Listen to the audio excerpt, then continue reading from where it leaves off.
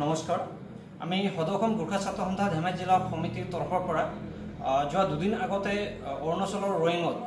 আমাৰ অসমৰে যুৱক শংকৰ পেগুক অৰুণাচলী দুৰ্বৃত্তই যি ধৰণে হত্যা কৰিলে তেখেতে পিষ্টলেৰে গুলিয়াই সেই কাণ্ডক আমি গোৰ্খা ছাত্ৰ সন্থাই আমি তীব্ৰ গৰিহণা দিছোঁ আৰু আমি চৰকাৰক আমি দাবী জনাইছোঁ যে যি দুৰ্বৃত্ত সেই দুৰ্বৃত্তক ইতিমধ্যে আটক কৰা বুলি আমি গম পালোঁ তেখেতক ফাষ্ট ট্ৰেক আদালতৰ যোগেদি কঠোৰ শাস্তি প্ৰদান কৰক আমি অৰুণাচলৰ চৰকাৰক আমি দাবী জনাইছোঁ আৰু অকল শংকৰ পেগুৱে নহয় যোৱা কিছুদিন আগতো অসমৰে যুৱক প্ৰভাস দলেকো তেখেতসকলে তেনেধৰণে দুৰ্বৃত্তই তেখেতক গুলীয়াই হত্যা কৰিছিল তাৰ আগতেও মালিনীপুৰ পঞ্চায়ত অন্তৰ্গত প্ৰায় 2-3জন যুৱকক তেখেতসকলে তেনেধৰণে অৰুণাচলৰ বিভিন্ন ঠাইত কিছুমানক গুলিয়াই আৰু কিছুমানক ডিঙি কাটি তেনেধৰণে তেখেতসকলে হত্যা কৰি আহিছে আৰু এই সমগ্ৰ বিষয়ে যেতিয়া সংঘটিত হয় যেতিয়া আমি ইয়াত প্ৰতিবাদ জনাওঁ অৰুণাচলৰ চৰকাৰে আমাৰ লগত আলোচনাত বহে তেখেতসকলে আমাক আশ্বাস প্ৰদান কৰে যে অনাগত দিনবোৰত এনেধৰণৰ কাণ্ড সংঘটিত নহয় বুলি তেখেতসকলে আমাক আশ্বাস প্ৰদান কৰে কিন্তু তাৰ পিছতো আকৌ কিছু মাহৰ পিছত এনেধৰণৰ ঘটনা সংঘটিত হৈ থাকে সেয়ে আমি অসম চৰকাৰক আমি দাবী জনাইছোঁ তেখেতসকলে অৰুণাচলী চৰকাৰক হেঁচা প্ৰদান কৰক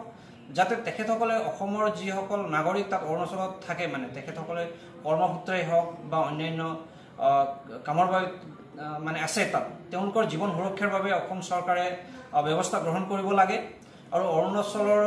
যি চৰকাৰ সেই চৰকাৰকো তেখেতসকলে আলোচনাৰ মাধ্যমেৰে হওক বা মানে হেঁচা প্ৰয়োগ কৰি যাতে অনাগত দিনবোৰত এনেধৰণৰ মানে ঘটনা সংঘটিত নহয় তাৰ বাবে তীক্ষ্ণ নজৰ ৰাখিব বুলি আমি গোৰ্খা ছাত্ৰ সন্থাৰ পৰা দুয়ো চৰকাৰকে আমি আহ্বান জনাইছোঁ নমস্কাৰ আমি সদৌখন গোৰ্খা ছাত্ৰ সন্থা ধেমাজি জিলা সমিতিৰ তৰফৰ পৰা যোৱা দুদিন আগতে অৰুণাচলৰ ৰোয়িঙত আমাৰ অসমৰে যুৱক শংকৰ পেগুক অৰুণাচলী দুৰ্বৃত্তই যি ধৰণে হত্যা কৰিলে তেখেতে পিষ্টলেৰে গুলিয়াই সেই কাণ্ডক আমি গোৰ্খা ছাত্ৰ সন্থাই আমি তীব্ৰ গৰিহণা দিছোঁ আৰু আমি চৰকাৰক আমি দাবী জনাইছোঁ যে যি দুৰ্বৃত্ত সেই দুৰ্বৃত্তক ইতিমধ্যে আটক কৰা বুলি আমি গম পালোঁ তেখেতক ফাষ্ট ট্ৰেক আদালতৰ যোগেদি কঠোৰ শাস্তি প্ৰদান কৰক আমি